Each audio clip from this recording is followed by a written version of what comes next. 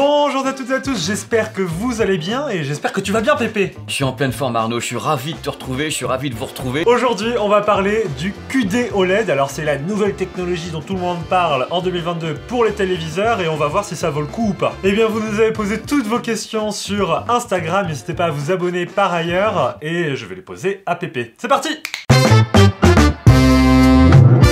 Allez, c'est parti, première question Pépé. Déjà, quelle est la différence entre le QD OLED et l'OLED? Alors, à la base, ça reste une technique OLED. Que les gens soient clairs, pourquoi ça s'appelle le Quantum Dots OLED, c'est que c'est de l'OLED. Mais l'OLED, on sait qu'il a quelques caractéristiques qui peuvent un peu effrayer le chaland. On sait très bien que c'est quelquefois un peu compliqué d'avoir des téléviseurs OLED qui ont une grosse luminosité. C'est toujours inférieur aux téléviseurs qui sont LCD ou mini LED. La différence, c'est qu'en effet, les téléviseurs qui sont LCD ont un rétroéclairage. Donc on a une lampe derrière. Donc c'est facile, c'est comme une diapositive. Hein. On balance de la lumière et il y a le LCD qui est devant. Voilà. Donc on peut atteindre 1500, 2000 candela, puisqu'en effet on pousse. Du coup le LCD a du mal à faire du noir.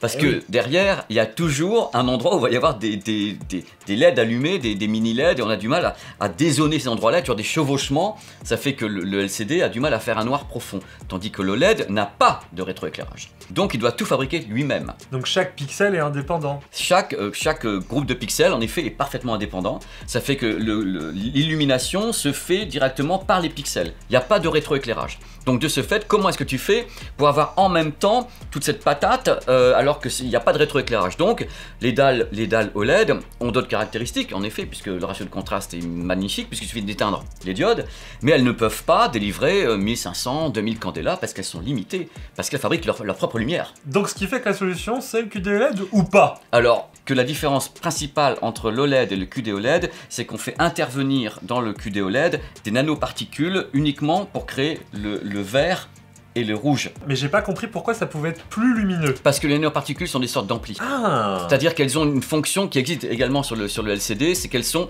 un boost. C'est-à-dire qu'elles fabriquent une colorimétrie au passage de la lumière, mais en même temps elles contrôlent, elles diffusent plus, elles boostent. Et en même temps, le truc, c'est qu'on a enlevé la grille. Il n'y a plus cette grille, ce filtre RVB blanc devant l'OLED. En enlevant la grille, on gagne de la luminosité parce qu'il y a une étape en moins. Et ça atténue également l'angle de vision parce que du coup, l'OLED, même s'il a un angle de vision qui est très très large, il y a cette grille qui est placée devant l'émission. Et oui. Donc quand on enlève la grille et qu'on se contente de dire les diodes fabriquent directement les lumières, la lumière et les couleurs au bord directement de la dalle, tu te mets en même temps dessus et tu as une luminosité qui est plus forte, tu as un angle de vision qui est plus large. Directement. Donc c'est de l'OLED, mais c'est quand même vachement différent. C'est très différent puisqu'on a mis quelque chose qui n'existait pas sur l'OLED, c'est-à-dire qu'on l'a coiffé de nanoparticules qui permettent de réagir à la lumière sans qu'on ait à mettre un filtre RVB sur la dalle. Alors Pépé, juste j'ai besoin d'une précision. Qu'est-ce que les Quantum Dots, ces points quantiques là?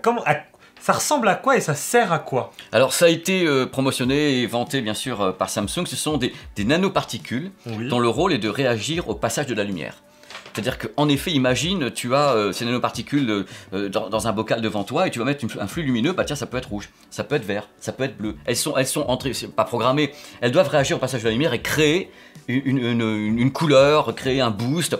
Et ce que fait Samsung avec la plupart de ces téléviseurs, qui sont donc QLED, c'est qu'ils utilisent justement ces nanoparticules pour créer le blanc le plus parfait, pour rétroéclairer au mieux une dalle LCD, pour que ce soit le blanc le plus pur. Donc ils sont utilisés comme ça pour le faire. L'idée pour Samsung, c'est de se dire, nous, on prend la base d'avoir uniquement des diodes organiques bleues. Donc il n'y a que du bleu si on enlève tous les artifices. Donc du rouge, on va programmer des nanocristaux pour qu'au passage de la couleur bleue, ils fabriquent du rouge. Au passage de la couleur bleue, ils vont fabriquer du vert.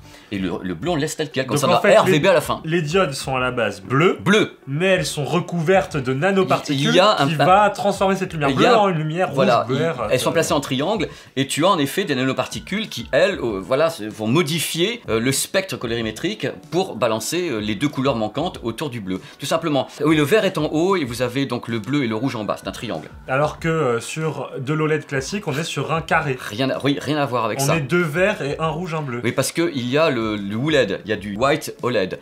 Mais il y a une grille, c'est une grille qui est devant. Là, il n'y a plus de grille, c'est ça qu'il faut comprendre, c'est qu'il n'y a plus aucune grille. Le QD OLED se base sur du bleu uniquement à l'émission. Voilà. Pépé, question qui suit.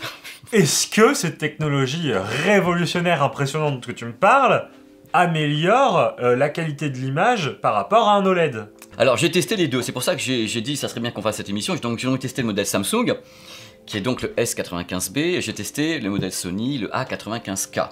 Alors la promesse, avant que rapidement, les promesses étaient de la part de Samsung en tant que tel d'avoir une luminosité qui pouvait dépasser celle des OLED classiques. Dans les deux cas, c'est vrai. Alors dépasser les OLED classiques en termes de quoi?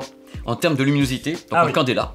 Ils ont dit on fera plus que les OLED classiques en candela et le spectre de colorimétrie sera meilleur, c'est ce qu'on appelle le REC 709 ou bien le BT2020, donc des larges espaces colorimétriques. Les deux téléviseurs que nous avons mesurés avec Sylvain dépassent les OLED actuels. Le truc, c'est que des deux téléviseurs testés, celui qui a vraiment creusé l'écart, c'est le Samsung S95B. Pour les gens qui nous regardent, il atteint 1070 candela, ce qui n'était jamais arrivé. Par rapport à un OLED classique, qui en général en moyenne à 900, ou 880. Ah oui. Par contre, le LG G2 atteint 980. C'est un des à peine 100 de plus, quoi. Et le Sony est en dessous des 1000. Le QD OLED de Sony est en dessous des 1000. Alors Pépé, j'ai deux questions qui s'enchaînent. Est-ce que si j'ai déjà un OLED et que je compte changer de télé, je dois aller vers QD OLED pour m'améliorer? Ou est-ce que si j'ai envie de changer de TV, mais que j'avais un peu quelque chose qui date de 10 ans, est-ce qu'il faut que je m'oriente vers cette techno? Est-ce qu'il faut que j'attende encore 5 ans pour que ça se fasse? Le truc, c'est qu'à mon sens, le gap n'est pas suffisamment important pour moi à la génération 1 du QD OLED pour se dire ah bah moi je regarde plus un OLED de ma vie. Ah ouais non mais je veux que du QD OLED. Non, non, non. Ouais. Non, mais il faut savoir qu'on est sur quelque chose qui est lancé et qui est lancé de façon anonyme. C'est-à-dire que n'oublions pas que... Limite, ils font leurs essais, en fait. Oui, mais les deux modèles QD OLED sont dans les gammes, enfin pas dans le cas de Samsung, le modèle QD OLED de Sony est dans la gamme OLED. Personne, si on le sait pas, personne sait que c'est un QD OLED. On le vend, il est plus cher. Ah bah c'est un OLED en mieux, qui fait du truc mieux. Voilà, c'est ce qu'on va dire. Ouais. Allez Pépé, dernière question, mais je pense que j'ai la réponse. Est-ce que le QD OLED réduit les problèmes de marquage? Ça, c'est une question qui est beaucoup revenue. Ah bah tu m'étonnes qu'elle revient. Parce que c'est une grande peur quand même quand on achète un OLED. C'est pas une grande peur, c'est la peur. Bah le QD OLED étant basé sur une diode organique, OLED, aucune différence. Donc a priori, il y a les mêmes risques de marquage, juste les constructeurs mettent en place des systèmes anti-marquage, quoi. Les mêmes que sur les téléviseurs OLED classiques. Voilà. Puisque c'est la même technologie, c'est toujours des diodes organiques, sauf que d'un côté, on a une grille RVB plus blanc dans le cas de l'OLED classique, et de l'autre côté, on n'a plus la grille, on l'a virée, et on rajoute uniquement les nanoparticules pour fabriquer les couleurs. C'est tout. Donc quelque part, on a les mêmes risques de marquage. Exactement. Et c'est pour ça que les téléviseurs QD OLED ont les systèmes anti-marquage classiques. S'il n'y avait plus de risques, ils auraient enlevé les systèmes anti-marquage. Pépé, dernière question. Quoi penser du QD OLED? Est-ce que toi, c'est une technologie qui t'émerveille? Est-ce que tu es optimiste? Est-ce que c'est quelque chose qui va être lâché dans les prochaines années? Est-ce que c'est le futur ou est-ce que bon bah ils ont tenté, pourquoi pas? Merci Arnaud. Quand tu me dis merci, souvent ça veut dire tu m'as foutu dans la merde avec ta question. J'assume tout moi, hein, j'assume tout. Oui. Donc moi tu me dis on a inventé un truc autour de la technologie QD OLED, je vais dire ça me fait kiffer, ça me fait rêver. Par contre je me mets à la place des gens, est-ce que le gap est important? Non. Est-ce que les téléviseurs sont des hauts de gamme? Oui. Est-ce qu'ils sont décevants? Non. Donc en effet je reste dans l'expectative d'avoir des nouveaux modèles, d'autres gammes pour savoir est-ce que ça sera malgré tout des hauts de gamme isolés, genre ils en sortent un par un pour coiffer une gamme.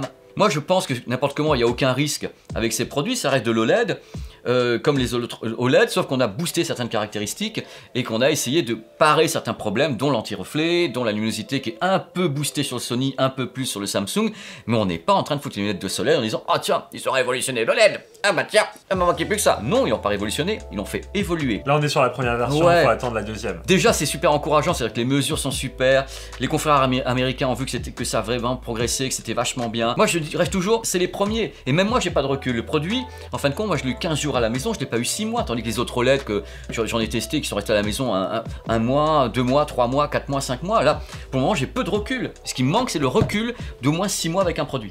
Mais on attend de voir ce que les marques vont en faire. Est-ce que ça va être des vraies gammes QD OLED et des gammes OLED? Est-ce que ça va être juste un pour dire bonjour? Un pour dire regardez l'autre gamme. Voilà. Écoute Pépé, merci pour toutes ces infos, franchement j'ai appris énormément de choses. Je sais pas si chez vous, vous étiez au courant de tout ce que ça représentait le QD OLED, mais en fait c'est beaucoup plus loin que juste une nouvelle techno quoi. C'est toute une stratégie, c'est une stratégie. Voilà, c'est hyper intéressant. Bon, en tout cas, on te retrouve sur ta chaîne YouTube où tu parles des téléviseurs QD OLED, tu les as testés même. Les deux. Et donc bien ou pas bien? Ah bah les deux, moi je le dis bien. Ah bah oui, non mais il n'y a pas de déception.